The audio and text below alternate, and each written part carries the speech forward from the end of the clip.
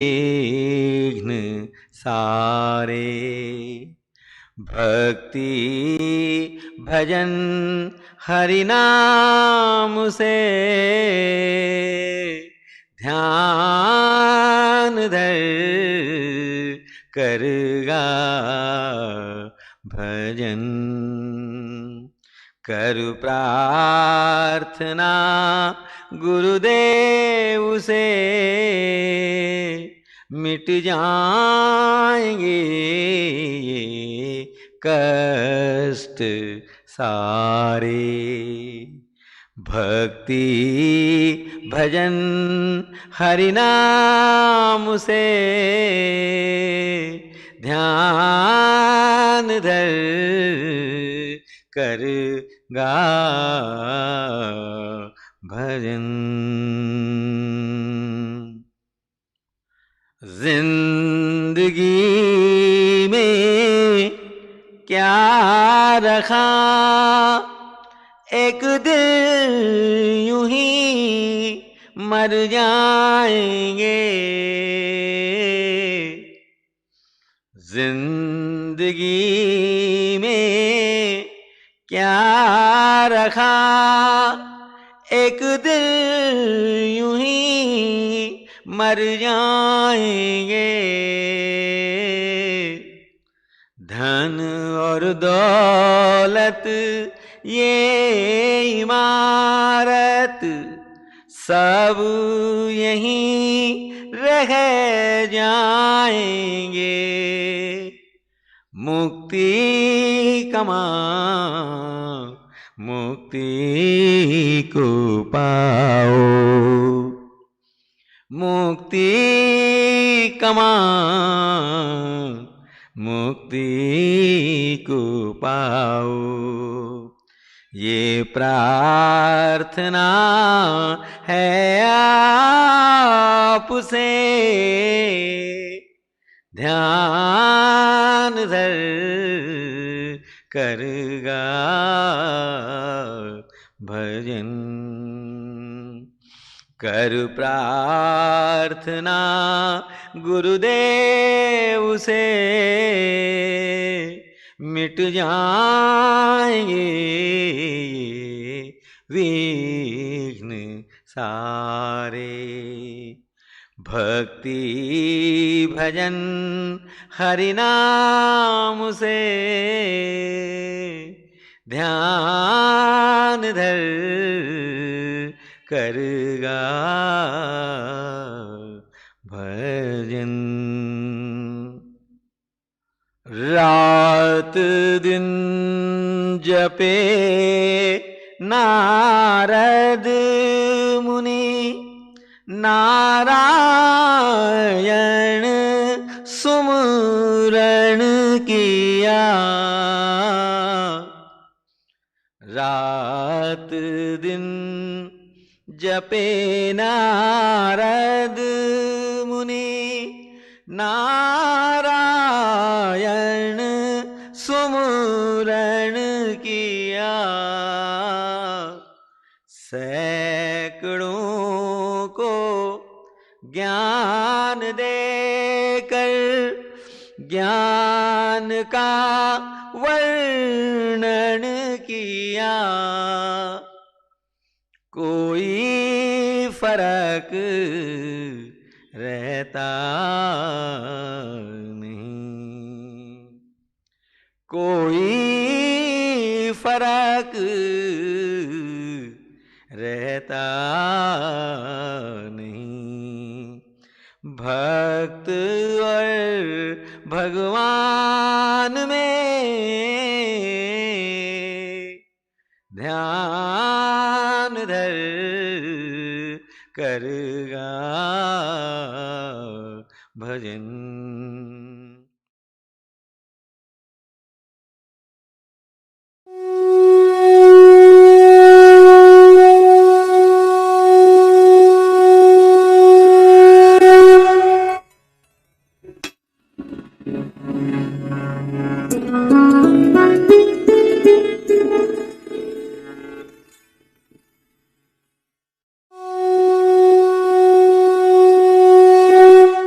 माता और बंधुओं, अभी एक भजन होगा और भजन के साथ साथ सभी भाई बहन अपने अपने इष्ट का ध्यान करेंगे। बहुत डिटेल में ध्यान के विषय में बताया गया, कैसे करना है। अगर कोई नया भाई आए हो तो बताइए, जिसे फिर दोबारा बताया जा सके। सबसे पहले निश्चित कीजिए कि परमात्मा की कौन सी मूर्त, कौन सी सूरत आपको सबसे ज्यादा प्यारी लगती है। मूर्ति, मूर्त, इष्ट देव, ईश्वर, परमात्मा। अपनी आत्मा से पूछिए कि कौन सी ऐसी परमात्मा की मूर्त है जिसमें सबसे ऊंची भावना आप परमात्मा की डाल सकते हैं। सबसे ऊंची भावना चुनिए।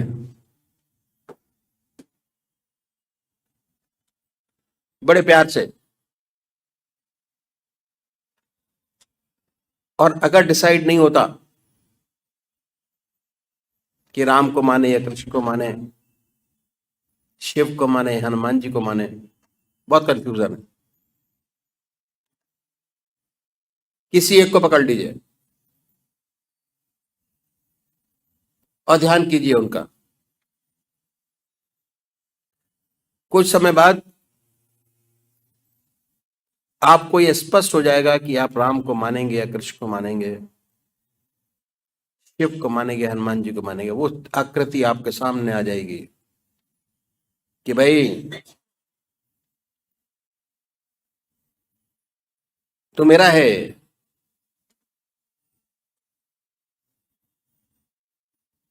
तब अपने इष्ट देव को पकड़िए।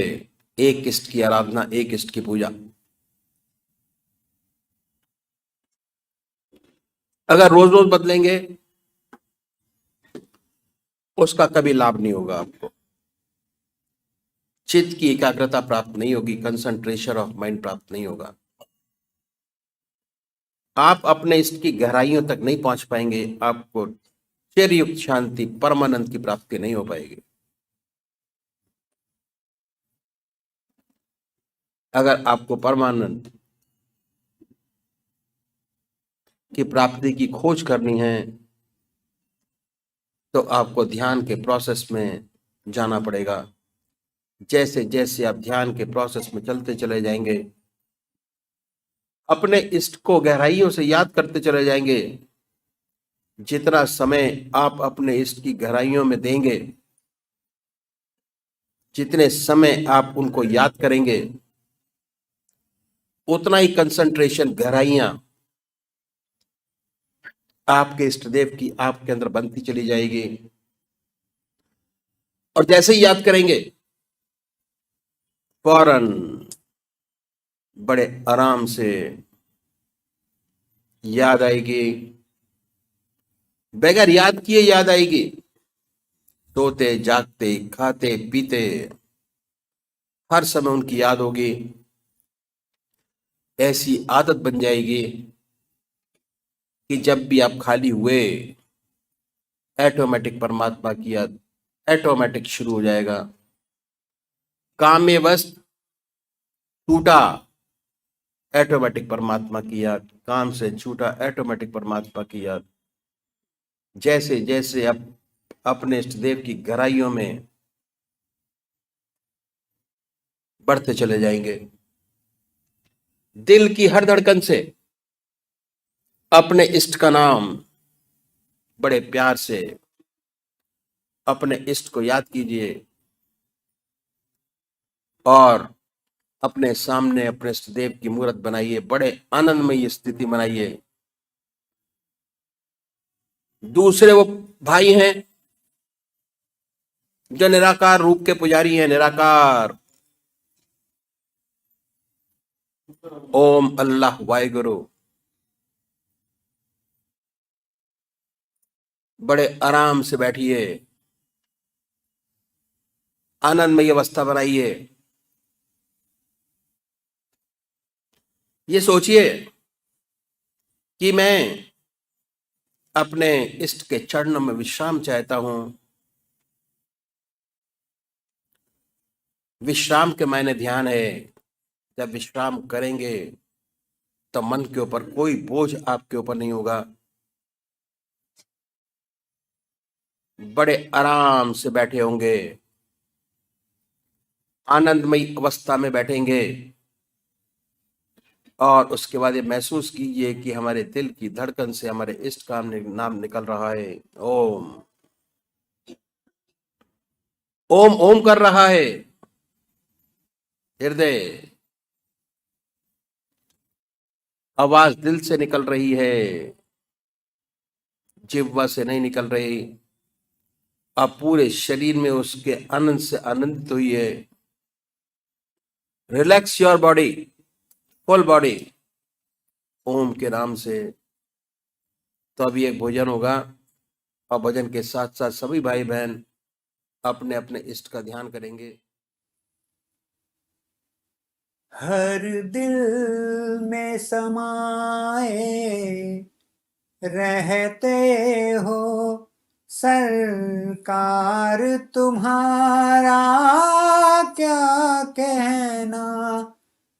हम भी हैं तेरे दीवानों में, दिलदार तुम्हारा क्या कहना। दिलदार तुम्हारा क्या कहना।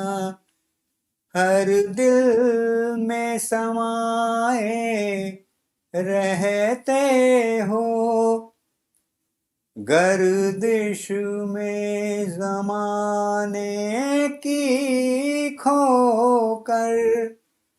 कई बार तुम्हें हम भूल गए, कई बार तुम्हें हम भूल गए, पर तूने भुलाया ना हमको, पर तुमने भुलाया ना हमको।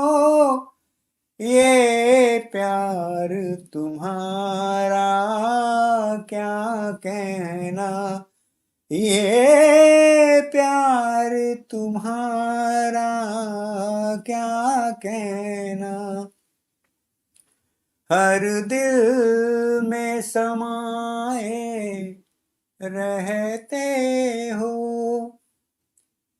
इस दुनिया के बाजार में हम ठोकर पर ठोकर खाते रहे, ठोकर रहते हो सरकार, तुम्हारा क्या कहना। हम भी हैं तेरे दीवानों में, दिलदार तुम्हारा क्या कहना। दिलदार तुम्हारा क्या कहना।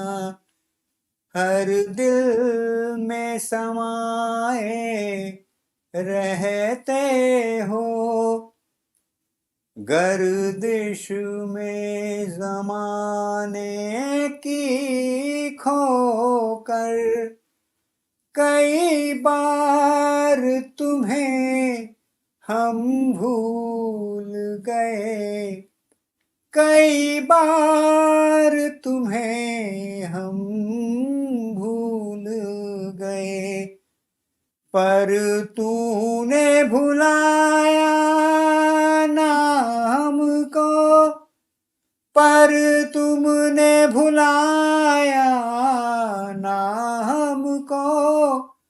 ये प्यार तुम्हारा क्या कहना। ये प्यार तुम्हारा क्या कहना,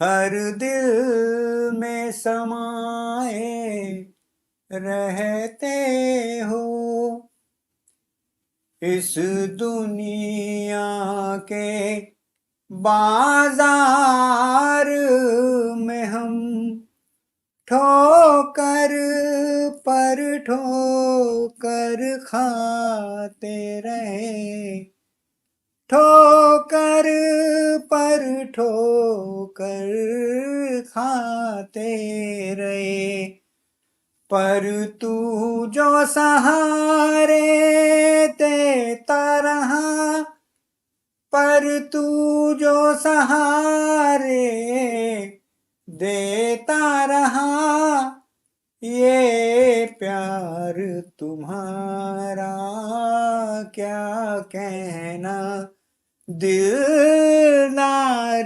तुम्हारा क्या कहना, हर दिल में समाए रहते हो,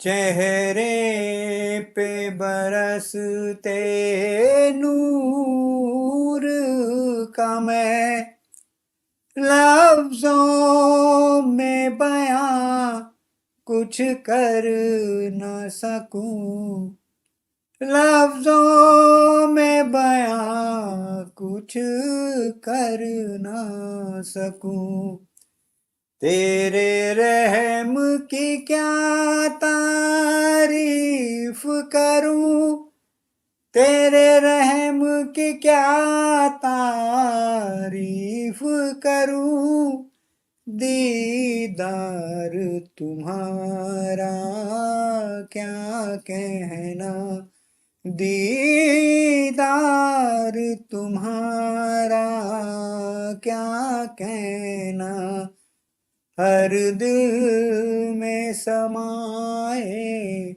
रहते हो, सरकार तुम्हारा क्या कहना, हम भी हैं तेरे दीवानों में, दिलदार तुम्हारा क्या कहना, दिलदार तुम्हारा क्या कहना।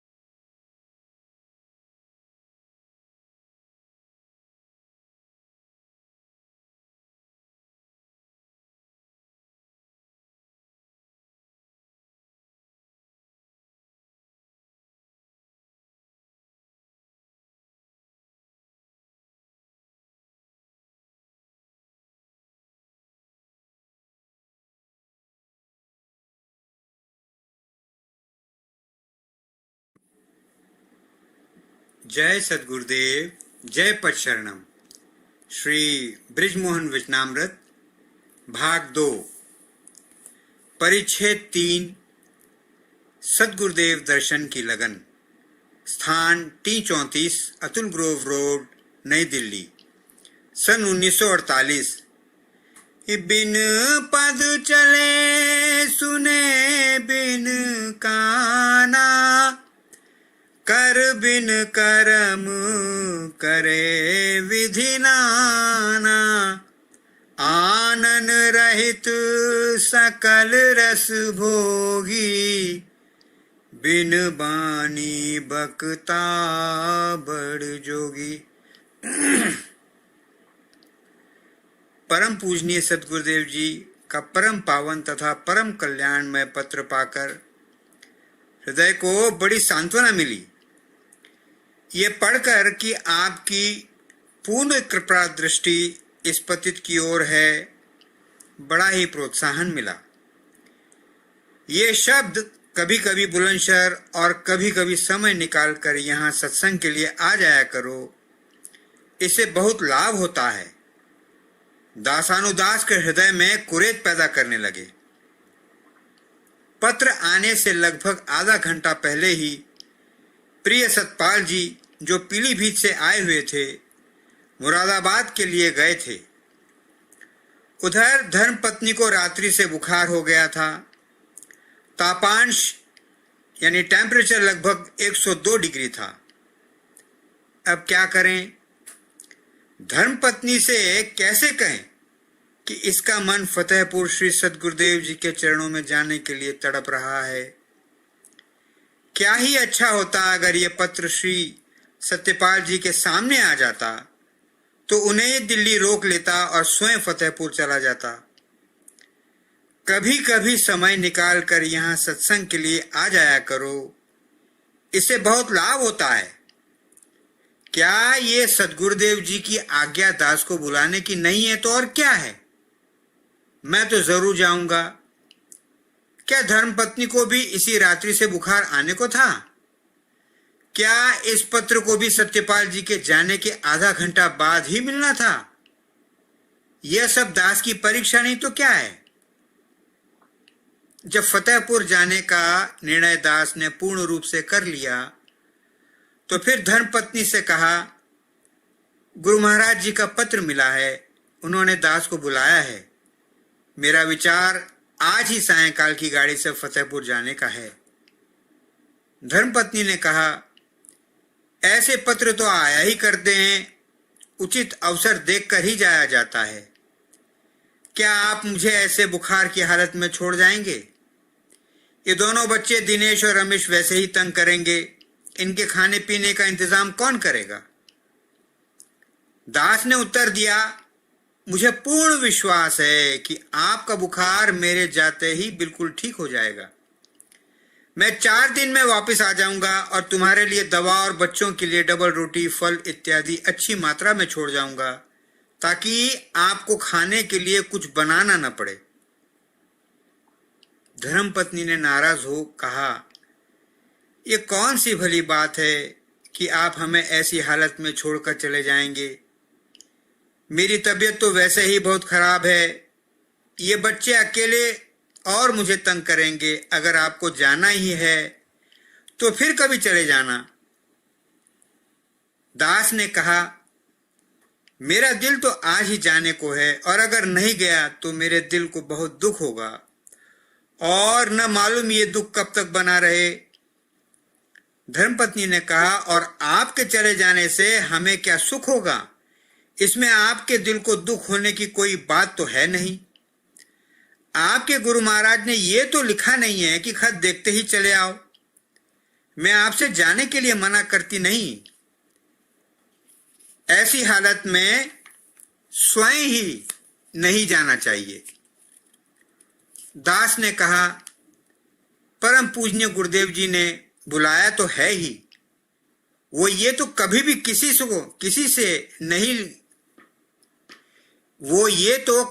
किसी को नहीं लिखेंगे कि फौरन चले आओ।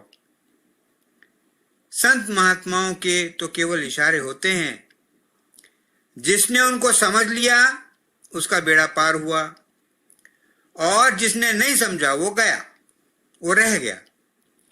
मेरी आत्मा और दिल गुरु महाराज जी के चरणों में जाने के लिए तड़प रहे हैं, लेकिन अगर मेरे जाने से तुम्हें तकलीफ होती है तो मैं हरगिज नहीं जाऊंगा, परंतु मुझे ये हमेशा अफसोस रहेगा। धर्मपत्नी ने कहा, मैं ये हरगिज नहीं चाहती कि मेरी वजह से आपको तकलीफ हो, आप जरूर चले जाइए। दास ने कहा, आप मुझे खुशी खुशी जाने की इजाजत दें। मैं फिर कहता हूं कि मुझे पूर्ण विश्वास है कि आपका बुखार मेरे रवाना होने के बाद ही फौरन ठीक हो जाएगा। धर्मपत्नी ने कहा, आप चले जाइए, सब ईश्वर मालिक है। इसके पश्चात दास दफ्तर गया और वहां जाकर पहला काम 4 दिन की कैजुअल लीव, आकस्मिक अवकाश का इंतजाम किया। दफ्तर में दास का दिल सदगुरुदेव की याद में डूबा रहा, और दफ्तर के काम के बीच बीच बार बार ये ध्यान आता रहा कि कब 5 बजे और छुट्टी हो तो दास फतेहपुर जाने की तैयारी करे। छुट्टी होते ही दास घर गया, रास्ते के लिए कपड़े तथा एक छोटा सा बिस्तर तैयार किया। इसके बाद बाजार गया, वहीं से फल बिस्कुट इत्यादि का अच्छा प्रबंध कर वापस आया और फिर धर्मपत्नी से फतेहपुर जाने के लिए विदा ली। गाड़ी लगभग 8:30 बजे रात्रि में रवाना हुई और दास को बैठने के लिए अच्छा स्थान मिला। गाड़ी में रात्रि भर नींद नहीं आई, बल्कि इसका दिल परम पूजनीय सदगुरुदेव जी के चरणों में एक टक लगा रहा। प्रातःकाल 6 बजे फतेहपुर स्टेशन पर गाड़ी पहुंच गई। दास उतरा और फतेहपुर शहर के लिए एक तांगे में बैठ गया।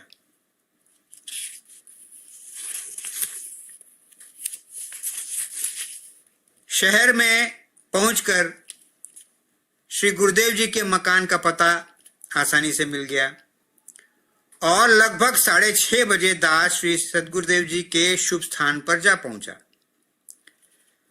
दास ने किवाड़ खटखटाए तो आपके मुलाजिम कालीचरण ने किवाड़ खोले और सेवक का नाम और पता लेकर अंदर चला गया। 2 मिनट बाद ही आकर उसने बैठक खोली और दास का बिस्तरा और अटैची उसमें अंदर रखकर दास को अपने साथ अंदर ले गया। मकान काफी खुला था, सहन काफी लंबा चौड़ा था, जिसके दोनों तरफ कमरे थे। परम पूज्य सदगुरुदेव जी अभी लेटे हुए थे। दास ने जाकर आपके चरणों पर माथा टेक कर प्रणाम किया। जैसे ही दास का मस्तक सदगुरुदेव के चरणों में लगा कि दास के हृदय में ये भाव पैदा हुए, चाहे अब जीवन चला जाए, चाहे गर्दन भी देनी पड़े, पर अब ये सिर इन चरणों से कभी जुदा नहीं होगा। आप फौरन ही उठकर आशीर्वाद देते हुए चारपाई पर बैठ गए। फिर दास को पास पड़े मूढ़े पर बैठने का इशारा करते हुए बोले, जीवन देना क्या आसान बात है? सोचना आसान है, परंतु करना बड़ा मुश्किल है। परंतु पवित्र विचारों का आना भी बहुत अच्छा है, फिर मालिक स्वयं ही सब कुछ करा लेता है। इसके पश्चात दास की ओर हंसते हुए श्री ओंकार जी अपने सुपुत्र को आवाज देते हुए बोले, इस बच्चे का स्कूल घर से बहुत दूर पड़ता है। ये साइकिल के लिए कह रहा है, हमारे पास तो पैसा है नहीं, परंतु ये हिंद साइकिल माहवारी किस्तों पर मिल जाती है। लेकिन पहली किस्त का 88 रुपए 62 पैसे देना पड़ता है, 88 रुपीज 62 पैसे ये देना पड़ता है। अगर पहली किस्त का इंतजाम कहीं से हो जाए तो बाद की किस्तें तो हम भी देते रहेंगे।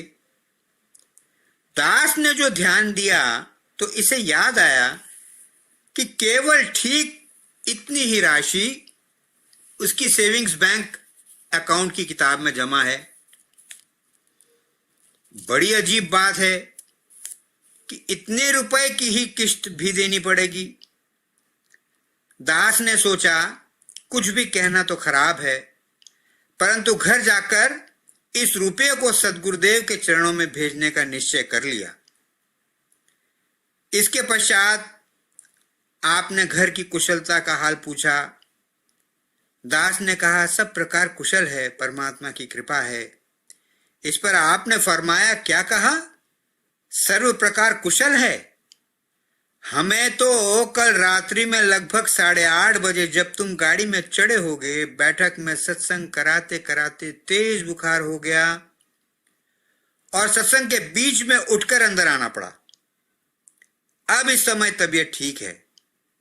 जब आप घर वापस जाएं तो बहू को अगर कुछ तकलीफ हो तो होम्योपैथिक की दवा दिला देना। वैसे अब ठीक है, कोई घबराने की बात नहीं। दास मुस्कुराया और मन ही मन कहने लगा कि मैं तो धर्मपत्नी से कह ही आया था। सद्गुरुदेव जी की कृपा फौरन हो ही गई।